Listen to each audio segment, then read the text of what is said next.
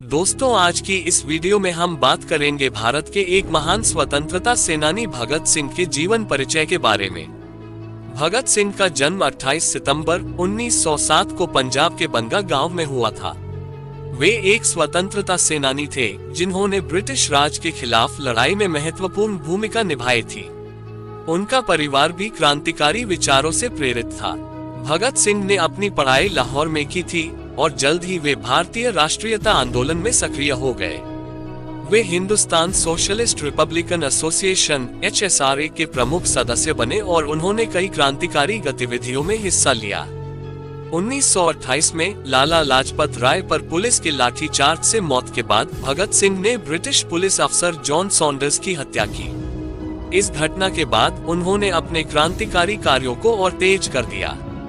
1930 में उन्होंने अपने साथियों के साथ मिलकर ब्रिटिश असेंबली में बम फेंका, जिससे ध्यान आकर्षित करने का उनका मुख्य उद्देश्य था। वे गिरफ्तार हो गए और उन पर मुकदमा चला। उसी दौरान उन्होंने कोर्ट को भी अपने विचारों का मंच बना लिया। 23 मार्च 1931 को महज 23 वर्ष की आयु में भगत सिंह को राजगुरु और सुखदेव के साथ मिलकर फांसी दे दी गई।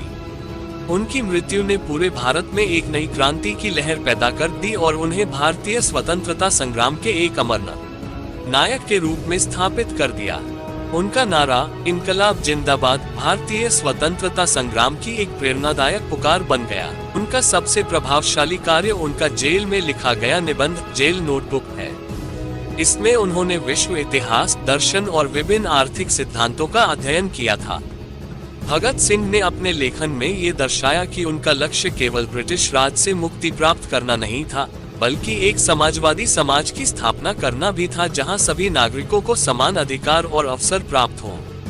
उनकी मृत्यु के बाद उनकी विचारधारा और बलिदान ने भारतीय नेताओं को भी प्रभावित किया और अंततः ये भारतीय स्वाधीनता आंदोलन को नई दिशा देने में सहायक सिद्ध हुआ।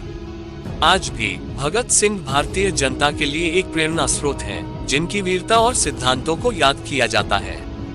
भारत के ऐसे वीर स्वतंत्रता सेनानी भगत सिंह के लिए कमेंट में जय हिंद जरूर लिख दीजिएगा।